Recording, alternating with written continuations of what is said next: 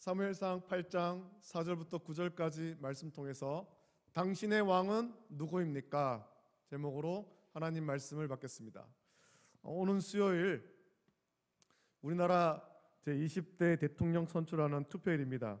이미 지난 금요일하고 토요일 어제 사전투표가 있었고 뉴스를 보니까 정말 많은 사람이 사전투표를 했습니다. 거의 한 30% 정도 사전투표를 했다, 그렇게 뉴스에 나오는 걸 보았습니다. 나라에 중요한 선거가 있으면 나라의 지도자가 되겠다, 내가 이 공동체의 지도자가 되겠다라고 나오는 사람이 많습니다. 이번에 대통령 후보로 나온 사람이 무려 14명이었습니다. 그 중에 중간에 몇 사람은 투표가 시작되기 전에 포기하기도 했지만 대통령 후보로 10명 이상이 나온다는 건 정말 대단한 일 아닙니까? 후보가 많다라는 것은 그만큼 후보로 나온 사람이 만족스럽지 않다라는 것을 의미하고 그만큼 국민의 의견이 나뉘었다라는 것을 의미하기도 합니다. 좋은 의미로 보면 이걸 또 좋게 해석을 하면 누구든지 대한민국 국민 가운데 누구든지 자격을 갖추고 원하면 후보로 나올 수 있는 자유가 있다라는 것이고, 또 반대로 생각해 보면 후보는 많지만 택할 사람이 그만큼 없다라는 것을 의미하기도 합니다. 여러분은 누구한테 투표할지 정하셨습니까? 이미 사전 투표하신 분도 계실 테고 이제 수요일날 하실 분도 있을 텐데, 하나님 아버지의 뜻이 이 땅에서 이루어지기를 간절히 소망하면서 기도하고 여러분의 소중한 그 주권을 행사해야 될 것입니다. 지금 세계에서 가장 주목받는 국가 지도자가 한 명 있습니다. 그 사람은 우크라이나의 제6대 대통령인 볼로디미르 젤렌스키라는 대통령이죠. 지금 이분은 러시아와 또 러시아를 지지하는 몇몇 나라를 제외한 대부분 나라에서 참 용감한 대통령이다, 참된 대통령이다, 존경받고 있습니다. 이유는 여러분이 뉴스를 보아서 알겠지만 지난달 2월 24일에 러시아가 이제 우크라이나를 침공했죠. 서쪽을 제외하고 유럽 쪽에 붙어있는 서쪽을 제외하고는 동쪽, 남쪽, 북쪽 그렇게 침공을 해서 지금 우크라이나는 전 국토가 전쟁에 휩싸여 있는 거예요. 벌써 일주일 넘어서 2주 가까이 전쟁이 벌어졌고 그동안 우크라이나와 러시아는 2번을 회담했습니다. 하지만 아직 전쟁이 끝나질 않은 거예요. 전쟁이 시작되었습니다. 전쟁을 일으킨 러시아를 비롯한 대부분 나라는 그렇게 생각을 했습니다. 우크라이나가 며칠 버티지 못하고 러시아한테 점령당할 거다. 왜냐하면 러시아는 세계에서 2번째로 강력한 군대를 가지고 있고 우크라이나는 22번째, 이제 국방력이 참 약한 나라이기 때문에 우크라이나를 쉽게 점령할 것으로 생각했습니다. 근데 러시아의 생각대로 되지가 않았죠. 전쟁이 일어나고 우크라이나가 정말 큰 피해를 보았지만 지금까지 그런대로 잘 버티고 있습니다. 정복당하지 않고. 많은 군사 전문가는 예측하기를 전쟁이 길어지면 우크라이나도 큰 피해를 보겠지만 전쟁을 일으키는 러시아에 대해서 세계가 이제 제재를 하기 때문에 러시아도 버티지 못할 것이다, 그렇게 조심스럽게 예측을 합니다. 그 기간이 보통 한 열흘이라고 했는데 이제 열흘이 다 된 것 같아요. 근데 이렇게 우크라이나가 군사 강대국 러시아의 침공을 받고 전쟁을 하면서 무너지지 않은 데는 그 볼로디미르 젤렌스키 대통령이 있기 때문이다, 그렇게 말하고 있죠. 이 볼로디미르 젤렌스키 대통령은 불과 몇 달 전에, 이 러시아가 우크라이나를 침공하기 불과 몇 달 전에 나라를 버리고 도망친 아프가니스탄 대통령 아슈라프 가니라는 그 대통령하고 아주 극명하게 지금 비교가 되고 있는 거예요.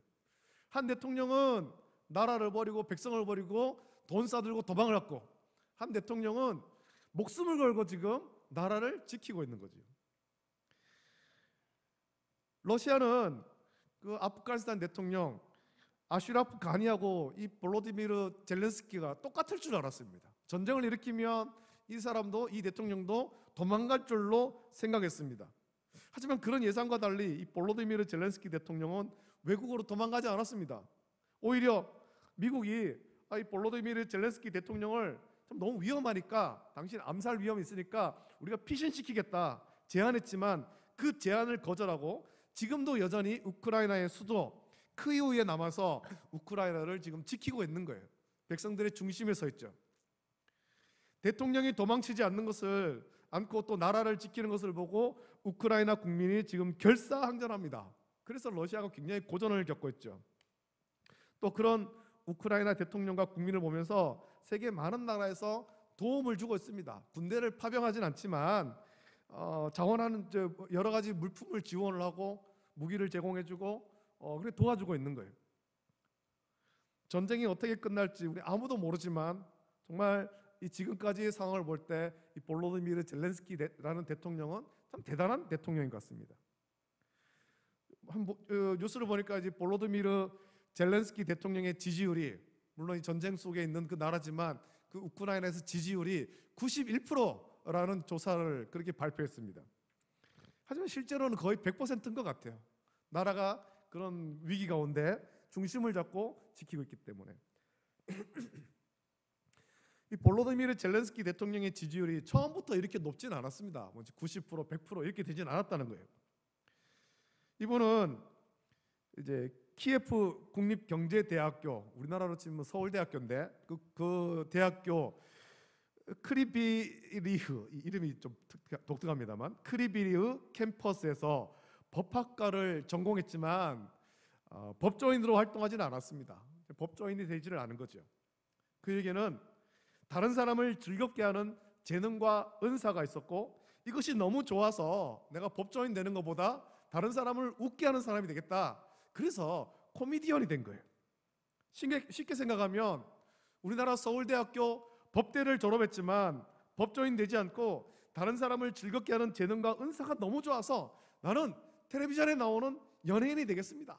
코미디언이 되겠습니다. 그렇게 한 거죠. 하지만 이런 그의 학력은 무시한 채 이 사람이 이전에 대통령 되기 전에 코미디언이었다라는 것만 부각시켜서 대통령으로 자질이 없고 되어서는 안 될 사람이 대통령이 되어서 외교를 망쳤고 그래서 전쟁이 났다. 어떤 사람은 그렇게 주장하기도 합니다. 하지만 지금 그가 하는 일을 보면 우크라이나와 젤렌스키 대통령을 전혀 모른 채 그의 인생 중에 한 부분, 그의 인생의 경력 가운데 한 부분 코미디언이었다는 것만 생각하는 무지일 뿐이죠.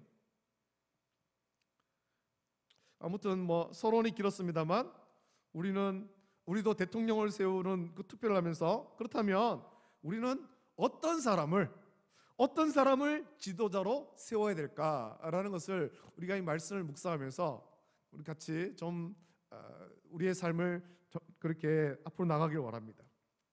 자, 이스라엘 백성이 나라를 갖게 된 것은 요셉과 함께 이스라엘 가족 70명이 애굽으로 들어간 지 430년이 지나서 하나님의 큰 능력과 은혜로 출애굽하였고 40년을 광야에서 지내다가 모세의 후계자 여호수아가 하나님 주신 약속의 땅을 정복하는 사명을 완수했습니다. 가나안을 정복한 후에야 이스라엘 백성은 그 나라의 영토를 가지게 된 거예요. 그 전까지는 영토가 없지 않습니까? 이제 그때서야 영토를 가졌습니다. 하지만 나라의 영토도 있고 백성은 있지만 이스라엘에는 희한하게도 왕이 없죠. 왕이 없습니다. 이스라엘은 상당히 오랫동안 왕이 없었습니다. 대신에 하나님은 이스라엘에 사사를 세워주셨습니다. 사사는 왕이 아닙니다. 모세도 왕이 아니고 여호수아도 왕이 아닙니다. 사사는 왕이 아닙니다. 사사는 불순종과 불신앙의 죄를 지어서 대적에게 고통받는 이스라엘이 하나님께 부르짖으면 긍휼의 하나님께서 이스라엘을 구원하기 위해 세우신 특별한 사람일 뿐이에요.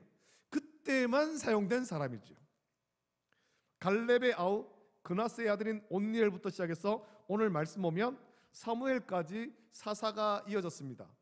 하지만 이 사사들은 왕이 아니었고 그래서 사사의 직분도 원칙상 사사의 아들이 승계하는 것이 아닙니다. 하나님이 택한 사람이 사사가 되는 거예요. 사사의 직분은 자기 때에서 끝나는 것입니다. 내가 사사했으니까 내 아들에게 사사의 직분을 물려주고 그게 아니라는 말이죠. 자기가 사사인 것으로 끝나요. 사사가 필요하면 하나님께서 또 다른 믿음의 사람을 사사로 세우는 거죠. 사실은 이스라엘 백성 가운데 사사도 필요하지가 않았습니다. 왜냐하면 이스라엘 백성이 가나안을 정복하고 안식을 누리는 것의 그 의미를 생각해 보면 하나님이 약속하신 그 땅은 하나님이 영원한 왕으로 통치하는 하나님 나라인 것입니다. 그래서 하나님 나라가 있으면, 하나님 나라에 있으면 안 되는 그 죄를 의미하는 가나안 족속을 진멸하고 이스라엘 백성이 하나님 나라에서 안식을 누리는 거죠. 죄를 의미하는 가나안 족속을 진멸하고 하나님이 통치하시는 그 땅 가운데서 하나님의 돌보심 속에 적과 꿀이 흐르는 가나안 땅에서 복을 누리는 것입니다. 평안을 누리는 거죠. 안식을 누리는 것. 하나님께서 직접 통치하시기 때문에 왕이나 사사가 필요하지 않은 것입니다. 자, 그런데 사사가 왜 있었습니까? 사사기의 말씀 보면 사사가 여러 명 등장하는데 사사가 왜 있었습니까? 하나님 백성이 하나님의 통치를 받아야 되는 하나님 나라에서 하나님을 온전히 섬기지 않았기 때문에, 그래서 하나님께서 진노하사 대적에게 이스라엘을 파셨고 죄 때문에 이스라엘 백성들이 고통을 당하는 것입니다. 고통 가운데 하나님께 부르짖으면 긍휼의 하나님께서 사사를 세워서 이스라엘 백성을 구원하신 거예요. 대적에게서 구원하신 거예요. 사사기의 말씀 보면 그 사사가 통치하는 동안 하나님을 섬겼다, 그 말씀이 나오죠. 반복해서 나옵니다. 사사가 통치하는 동안에는 하나님을 섬기는데 사사가 죽고 나면 또 그 옛버릇이 나온다는 거죠. 우상을 섬기는 것, 하나님 버리고. 그러면 하나님께서 또 대적을 일으켜서 이스라엘 백성을 괴롭히고 파시고, 회개하고 하나님께 부르짖으면 또 하나님 사사를 세우시고, 이런 일들이 반복되는 거예요. 반복되는 거.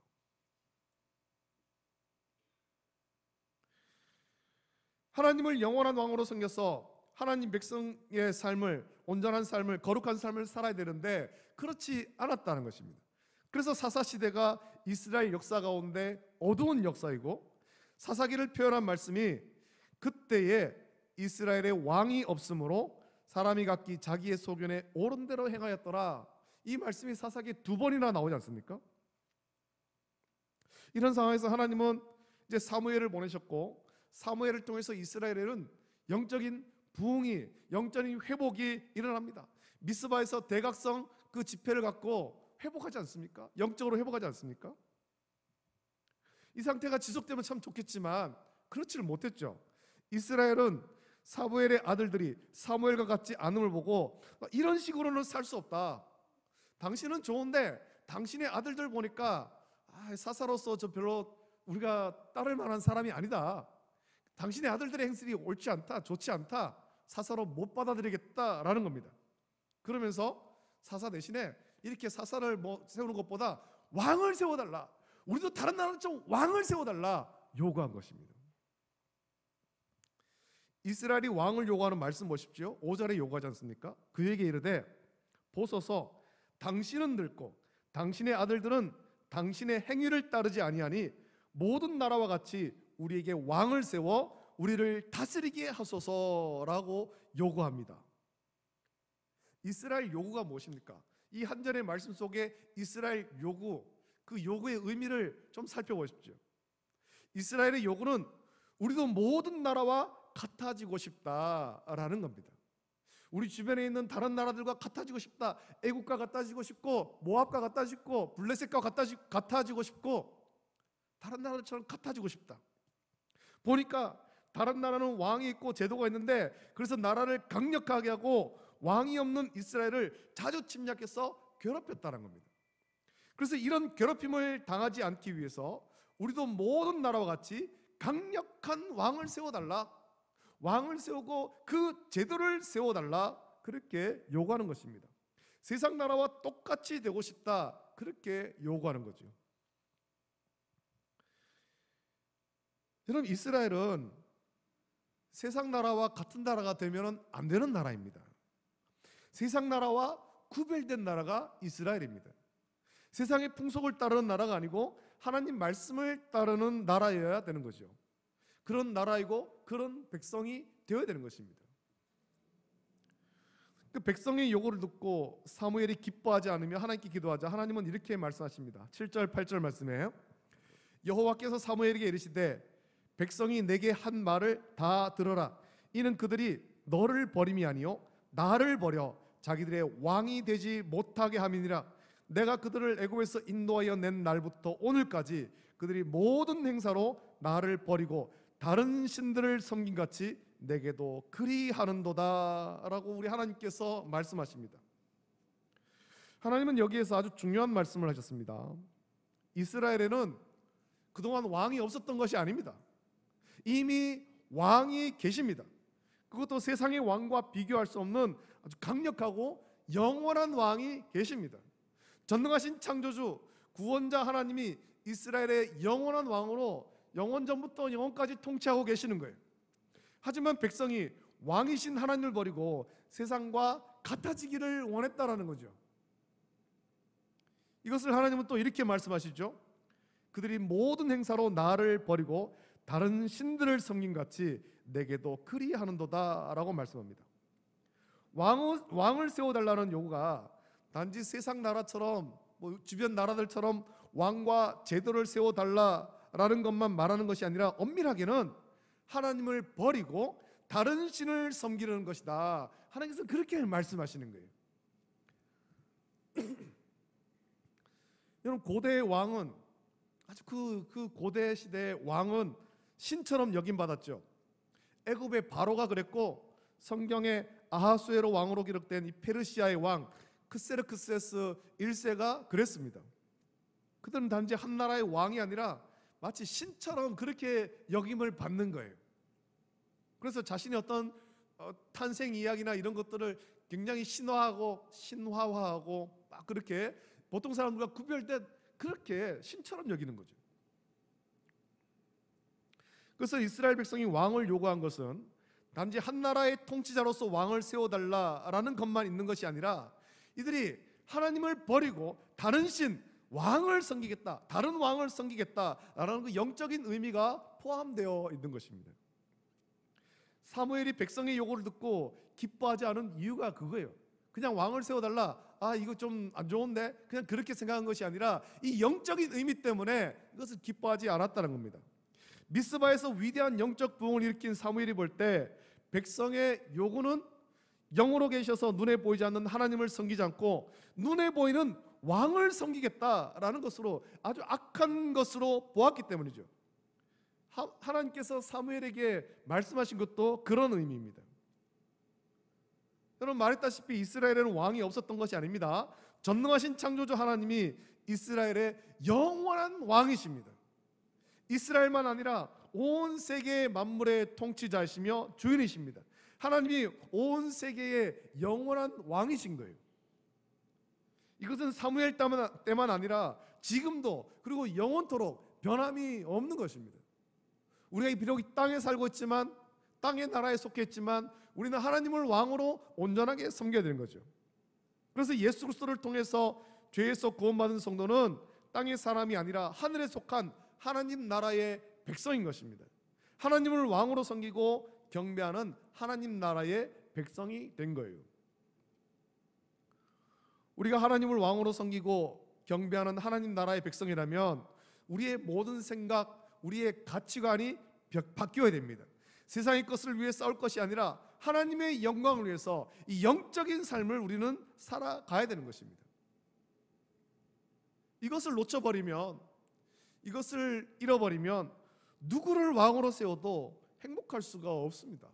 어떤 사람을, 어떤 인품이 훌륭하고 어떤 정치적인 어떤 수완이 좋은 사람을 왕으로 세워도 삶이 행복해지지 않는다는 겁니다. 이스라엘이 왕을 요구해서 초대 왕을 세우지 않습니까? 이스라엘 초대 왕은 사울이죠.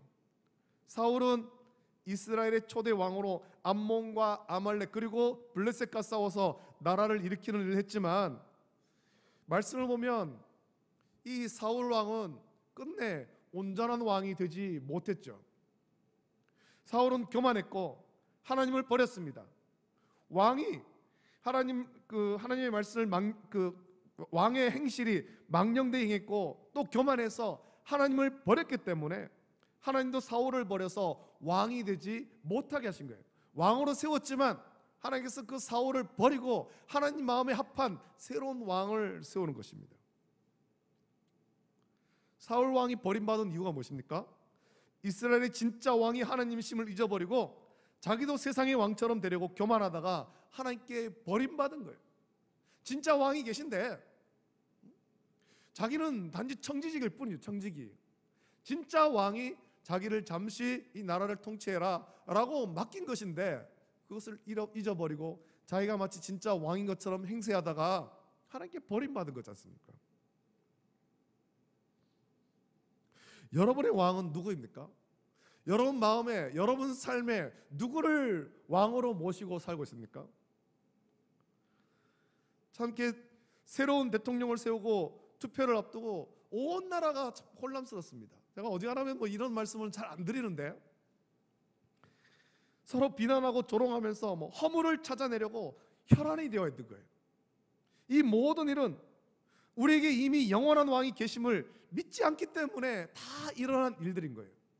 영원한 왕이 계시고 그분이 통치하시는 걸 믿는다면 그분의 뜻에 순종해야 되죠. 그분의 뜻을 따라야 되죠. 우리의 영원한 왕 하나님을 경배하고 하나님 앞에 겸손하며 하나님 뜻대로 순종하며 나라를 다스려야 되는데 자기 욕심을 채우려고 교만해서 이런 혼란한 상황이 다 일어나게 된 거예요. 그리고 그들의 선동에 또 많은 교회와 성도들도 휩쓸려 버렸습니다.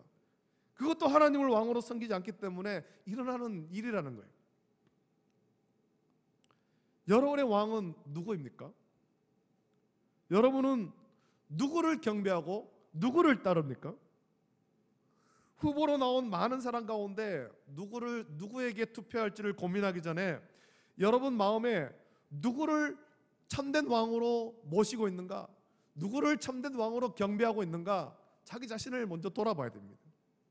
여러분 마음에 전능하신 창조주 하나님을 영원한 왕으로 모시고 있습니까? 하나님만 온전하게 경배하고 있습니까? 아니면 후보로 나온 누군가가 여러분 마음에 가득해서 그를 마치 신처럼 그렇게 섬기고 있지는 않습니까? 아니라고 말하지만 그렇게 되고 있지는 않습니까? 여러분 세상이 어떻게 되든지 우리가 절대 잊지 말아야 될 것, 그것은 전능하신 창조주 하나님이 처음부터 영원토록 우리의 왕이시라는 것입니다. 하나님이 나의 왕이심을 믿는다면 우리는 세상의 풍속을 따라가지 말고 하나님 말씀을 따라가야 됩니다. 하나님을 왕으로 온전히 모시고 경배한다면 하나님이 우리를 어떤 대적으로부터도 지켜주시고 평안을 주시며 안식하게 하실 것입니다. 저와 여러분의 영원한 왕 하나님만 섬기고 경배하며 하나님 주시는 평안을 온전히 누리는 복된 성도가 다 되시기를 예수님의 이름으로 축복합니다. 기도드리겠습니다. 하나님 아버지, 은혜를 감사합니다. 오늘 거룩한 주일 주회전에서 예배드릴 수 있는 은혜 주심을 감사합니다. 아버지 하나님, 하나님께서 영원한 왕으로 우리를 통치하시고 우리를 다스리시며 우리를 보호하시고 인도하시는데 이스라엘 백성이 그것을 깨닫지를 못한 채 세상의 왕을, 다른 나라와 똑같은 왕을 요구했습니다. 오늘 우리에게도 그런 마음이 있지는 않은가 우리 자신들을 돌아보기를 원합니다. 하나님이 영원한 왕으로 나를 통치하고 내가 하나님의 통치 안에 온전히 순종하는지, 하나님만 따라가는지, 하나님만 경배하는지 자기를 돌아보게 하여 주시고 하나님의 뜻을 따라서 순종케 하여 주시기를 원합니다. 아버지 하나님, 대통령을 뽑는 중요한 일을 앞두고 참 나라가 사분오열 막 갈라지고 있습니다. 우리가 하나님 아버지의 뜻을 묵상케 해 주시고 그 뜻을 따라서 사람을 세워갈 수 있도록 은혜를 베풀어 주시고 또 하나님께서 우리의 앞길을, 이 나라를 선하게 인도하여 주시옵소서. 감사합니다. 거룩하신 예수님의 이름으로 기도드립니다. 아멘.